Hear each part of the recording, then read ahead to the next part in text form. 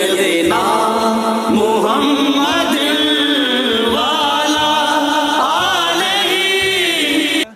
ہرقل شاہ روم نے قریش کے قافلے میں ایک آدمی بلانے کو بھیجا، اور اس وقت یہ لوگ تجارت کے لیے ملک شام گئے ہوئے تھے، اور یہ وہ زمانہ تھا جب رسول اللہ صلی اللہ علیہ وسلم نے قریش اور ابو سفیان سے ایک وقتی عہد کیا ہوا تھا۔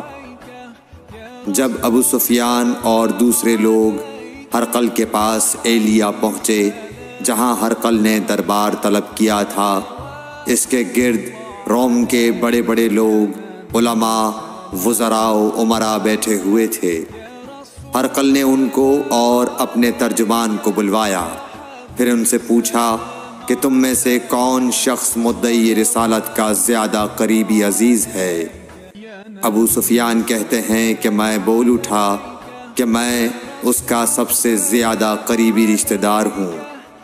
یہ سن کر ہرقل نے حکم دیا کہ اس ابو سفیان کو میرے قریب لا کر بٹھاؤ اور اس کے ساتھیوں کو اس کی پیٹھ کے پیچھے بٹھا دو۔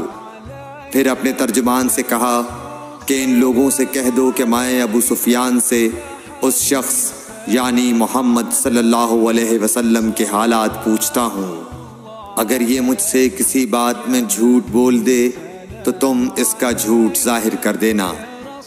ابو سفیان کا قول ہے کہ خدا کی قسم اگر مجھے یہ غیرت نہ آتی کہ یہ لوگ مجھ کو جھٹلائیں گے تو میں آپ صلی اللہ علیہ وسلم کی نسبت ضرور غلط گوئی سے کام لیتا۔ خیر، پہلی بات جو ہرقل نے مجھ سے پوچھی وہ یہ کہ اس شخص کا خاندان تم لوگوں میں کیسا ہے؟ میں نے کہا وہ تو بڑے اونچے عالی نسب والے ہیں۔ کہنے لگا اس سے پہلے بھی کسی نے تم لوگوں میں ایسی بات کہی تھی؟ میں نے کہا نہیں۔ کہنے لگا اچھا اس کے بڑوں میں کوئی بادشاہ ہوا ہے؟ میں نے کہا نہیں۔ پھر اس نے کہا بڑے لوگوں نے اس کی پیروی اختیار کی ہے یا کمزوروں نے؟ میں نے کہا نہیں، کمزوروں نے۔ پھر کہنے لگا اس کے تابعدار روز بڑھتے جاتے ہیں یا کوئی ساتھی پھر بھی جاتا ہے؟ میں نے کہا نہیں۔ کہنے لگا کیا اپنے اس دعویٰ نبوت سے پہلے کبھی کسی بھی موقع پر اس نے جھوٹ بولا ہے؟ میں نے کہا نہیں، اور اب ہماری اس سے صلح کی ایک مقررہ مدت ٹھہری ہوئی ہے، معلوم نہیں وہ اس میں کیا کرنے والا ہے۔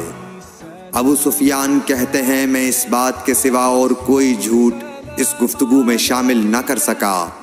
ہرقل نے کہا کیا تمہاری اس سے کبھی لڑائی بھی ہوئی ہے؟ ہم نے کہا کہ ہاں۔ بولا پھر تمہاری اور اس کی جنگ کا کیا حال ہوتا ہے؟ میں نے کہا لڑائی ڈول کی طرح ہے، کبھی وہ ہم سے میدان جنگ جیت لیتے ہیں اور کبھی ہم ان سے جیت لیتے ہیں۔ ہرقل نے پوچھا وہ تمہیں کس بات کا حکم دیتا ہے؟ میں نے کہا وہ کہتا ہے کہ صرف ایک اللہ ہی کی عبادت کرو، اس کا کسی کو شریک نہ بناؤ، اور اپنے باپ دادا کی شرک کی باتیں چھوڑ دو، اور ہمیں نماز پڑھنے، سچ بولنے، پرہیزگاری اور صلہ رحمی کا حکم دیتا ہے۔ یہ سب سن کر پھر ہرقل نے اپنے ترجمان سے کہا کہ ابو سفیان سے کہہ دے کہ میں نے تم سے اس کا نسب پوچھا تو تم نے کہا کہ وہ ہم سے عالی نسب ہے، اور پیغمبر اپنی قوم میں عالی نسب ہی بھیجے جایا کرتے ہیں۔ میں نے تم سے پوچھا کہ دعویٰ نبوت کی یہ بات تمہارے اندر اس سے پہلے کسی اور نے بھی کہی تھی؟ تو تم نے جواب دیا کہ نہیں۔ تب میں نے اپنے دل میں کہا کہ اگر یہ بات اس سے پہلے کسی اور نے کہی ہوتی تو میں سمجھتا کہ اس شخص نے بھی اسی بات کی تقلید کی ہے جو پہلے کہی جا چکی ہے۔ میں نے تم سے پوچھا کہ اس کے بڑوں میں کوئی بادشاہ بھی گزرا ہے؟ تو تم نے کہا کہ نہیں۔ تو میں نے دل میں کہا کہ ان کے بزرگوں میں سے کوئی بادشاہ ہوا ہوگا تو کہہ دوں گا کہ وہ شخص اس بہانے اپنے آباء و اجداد کی بادشاہت اور ان کا ملک دوبارہ حاصل کرنا چاہتا ہے۔ اور میں نے تم سے پوچھا کہ اس بات کے کہنے یعنی پیغمبری کا دعویٰ کرنے سے پہلے تم نے کبھی اس کو دروغ گوئی کا الزام لگایا ہے؟ تم نے کہا کہ نہیں۔ تو میں نے سمجھ لیا کہ جو شخص آدمیوں کے ساتھ دروغ گوئی سے بچے وہ اللہ کے بارے میں کیسے جھوٹی بات کہہ سکتا ہے۔ اور میں نے تم سے پوچھا کہ بڑے لوگ اس کے پیرو ہوتے ہیں یا کمزور آدمی؟ تم نے کہا کمزوروں نے اس کی اتباع کی ہے۔ تو دراصل یہی لوگ پیغمبروں کے متبعین ہوتے ہیں۔ اور میں نے تم سے پوچھا کہ اس کے ساتھی بڑھ رہے ہیں یا کم ہو رہے ہیں؟ تم نے کہا کہ وہ بڑھ رہے ہیں، اور ایمان کی کیفیت یہی ہوتی ہے حتیٰ کہ وہ کامل ہو جاتا ہے۔ اور میں نے تم سے پوچھا کہ آیا کوئی شخص اس کے دین سے ناخوش ہو کر مرتد بھی ہو جاتا ہے؟ تم نے کہا نہیں۔ تو ایمان کی خاصیت بھی یہی ہے، جن کے دلوں میں اس کی مسرت رچ بس جائے وہ اس سے لوٹا نہیں کرتے۔ اور میں نے تم سے پوچھا کہ آیا وہ کبھی عہد شکنی کرتے ہیں؟ تم نے کہا نہیں۔ پیغمبروں کا یہی حال ہوتا ہے، وہ عہد کی خلاف ورزی نہیں کرتے۔ اور میں نے تم سے کہا کہ وہ تم سے کس چیز کے لیے کہتے ہیں؟ تم نے کہا کہ وہ ہمیں حکم دیتے ہیں کہ اللہ کی عبادت کرو، اس کے ساتھ کسی کو شریک نہ ٹھہراؤ، اور تمہیں بتوں کی پرستش سے روکتے ہیں، سچ بولنے اور پرہیزگاری کا حکم دیتے ہیں۔ لہٰذا اگر یہ باتیں جو تم کہہ رہے ہو سچ ہیں تو عنقریب وہ اس جگہ کا مالک ہو جائے گا کہ جہاں میرے یہ دونوں پاؤں ہیں۔ مجھے معلوم تھا کہ وہ پیغمبر آنے والا ہے، مگر مجھے یہ معلوم نہیں تھا کہ وہ تمہارے اندر ہوگا۔ اگر میں جانتا کہ اس تک پہنچ سکوں گا تو اس سے ملنے کے لیے ہر تکلیف گوارا کرتا۔ اگر میں اس کے پاس ہوتا تو اس کے پاؤں دھوتا۔ ہرقل نے رسول اللہ صلی اللہ علیہ وسلم کا وہ خط منگایا جو آپ نے وحیہ کلبی رضی اللہ تعالیٰ عنہ کے ذریعے حاکم بصرہ کے پاس بھیجا تھا، اور اس نے وہ ہرقل کے پاس بھیج دیا تھا۔ پھر اس کو پڑھا تو اس میں لکھا تھا، اللہ کے نام کے ساتھ جو نہایت مہربان اور رحم والا ہے۔ اللہ کے بندے اور اس کے پیغمبر محمد صلی اللہ علیہ وسلم کی طرف سے یہ خط ہے شاہ روم کے لیے۔ اس شخص پر سلام ہو جو ہدایت کی پیروی کرے۔ اس کے بعد میں آپ کے سامنے دعوت اسلام پیش کرتا ہوں۔ اگر آپ اسلام لے آئیں گے تو دین و دنیا میں سلامتی نصیب ہوگی، اللہ آپ کو دوہرا ثواب دے گا، اور اگر آپ میری دعوت سے روگردانی کریں گے تو آپ کی رعایا کا گناہ بھی آپ ہی پر ہوگا۔ اور اے اہل کتاب، ایک ایسی بات پر آ جاؤ جو ہمارے اور تمہارے درمیان یکساں ہے، وہ یہ کہ ہم اللہ کے سوا کسی کی عبادت نہ کریں اور کسی کو اس کا شریک نہ ٹھہرائیں، اور نہ ہم میں سے کوئی کسی کو خدا کے سوا اپنا رب بنائے۔ پھر اگر وہ اہل کتاب اس کتاب سے منہ پھیر لیں تو مسلمانوں، تم ان سے کہہ دو کہ تم مانو یا نہ مانو، ہم ایک خدا کے اطاعت گزار ہیں۔ ابو سفیان کہتے ہیں، جب ہرقل نے جو کچھ کہنا تھا کہہ دیا اور خط پڑھ کر فارغ ہوا تو اس کے ارد گرد بہت شور و غوغا ہوا، بہت سی آوازیں اٹھیں اور ہمیں باہر نکال دیا گیا۔ تب میں نے اپنے ساتھیوں سے کہا کہ ابو کبشہ کے بیٹے حضرت صلی اللہ علیہ وسلم کا معاملہ تو بہت بڑھ گیا۔ دیکھو تو اس سے بنی اصفر روم کا بادشاہ بھی ڈرتا ہے۔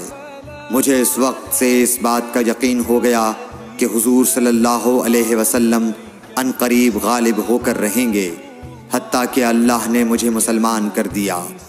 راوی کا بیان ہے کہ ابن ناطور ایلیا کا حاکم ہرقل کا مصاحب اور شام کے نصارہ کا لاٹ پادری بیان کرتا تھا کہ ہرقل جب ایلیا آیا ایک دن صبح کو پریشان اٹھا تو اس کے درباریوں نے دریافت کیا کہ آج ہم آپ کی حالت بدلی ہوئی پاتے ہیں، کیا وجہ ہے؟ ابن ناطور کا بیان ہے کہ ہرقل نجومی تھا، علم نجوم میں وہ پوری مہارت رکھتا تھا۔ اس نے اپنے ہم نشینوں کو بتایا کہ میں نے آج رات ستاروں پر نظر ڈالی تو دیکھا کہ ختنہ کرنے والوں کا بادشاہ ہمارے ملک پر غالب آ گیا ہے۔ بھلا اس زمانے میں کون لوگ ختنہ کرتے ہیں؟ انہوں نے کہا کہ یہود کے سوا کوئی ختنہ نہیں کرتا، سو ان کی وجہ سے پریشان نہ ہوں۔ سلطنت کے تمام شہروں میں یہ حکم لکھ بھیجیے کہ وہاں جتنے یہودی ہوں سب قتل کر دیے جائیں۔ وہ لوگ انہی باتوں میں مشغول تھے کہ ہرقل کے پاس ایک آدمی لایا گیا جسے شاہ غسان نے بھیجا تھا۔ اس نے رسول اللہ صلی اللہ علیہ وسلم کے حالات بیان کیے۔ جب ہرقل نے سارے حالات سن لیے تو کہا کہ جا کر دیکھو وہ ختنہ کیے ہوئے ہے یا نہیں۔ انہوں نے اسے دیکھا تو بتلایا کہ وہ ختنہ کیا ہوا ہے۔ ہرقل نے جب اس شخص سے عرب کے بارے میں پوچھا تو اس نے بتلایا کہ وہ ختنہ کرتے ہیں۔ تب ہرقل نے کہا کہ یہی محمد صلی اللہ علیہ وسلم اس امت کے بادشاہ ہیں جو پیدا ہو چکے ہیں۔ پھر اس نے اپنے ایک دوست کو رومیہ خط لکھا اور وہ بھی علم نجوم میں ہرقل کی طرح ماہر تھا۔ پھر وہاں سے ہرقل حمص چلا گیا۔ ابھی حمص سے نکلا نہیں تھا کہ اس کے دوست کا خط اس کے جواب میں آ گیا۔ اس کی رائے بھی حضور صلی اللہ علیہ وسلم کے ظہور کے بارے میں ہرقل کے موافق تھی کہ محمد صلی اللہ علیہ وسلم واقعی پیغمبر ہیں۔ اس کے بعد ہرقل نے روم کے بڑے آدمیوں کو اپنے حمص کے محل میں طلب کیا اور اس کے حکم سے محل کے دروازے بند کر لیے گئے۔ پھر وہ اپنے خاص محل سے باہر آیا اور کہا، اے روم والو، کیا ہدایت اور کامیابی میں کچھ حصہ تمہارے لیے بھی ہے؟ اگر تم اپنی سلطنت کی بقا چاہتے ہو تو پھر اس نبی صلی اللہ علیہ وسلم کی بیعت کر لو اور مسلمان ہو جاؤ۔ یہ سننا تھا کہ پھر لوگ وحشی گدھوں کی طرح دروازوں کی طرف دوڑے مگر انہیں بند پایا۔ آخر جب ہرقل نے اس بات سے ان کی یہ نفرت دیکھی اور ان کے ایمان لانے سے مایوس ہو گیا تو کہنے لگا کہ ان لوگوں کو میرے پاس لاؤ۔ جب وہ دوبارہ آئے تو اس نے کہا، میں نے جو بات کہی تھی اس سے تمہاری دینی پختگی کی آزمائش مقصود تھی، سو وہ میں نے دیکھ لی۔ تب یہ بات سن کر وہ سب کے سب اس کے سامنے سجدے میں گر پڑے اور اس سے خوش ہو گئے۔ بالآخر ہرقل کی آخری حالت یہی رہی۔ صحیح بخاری حدیث نمبر 7۔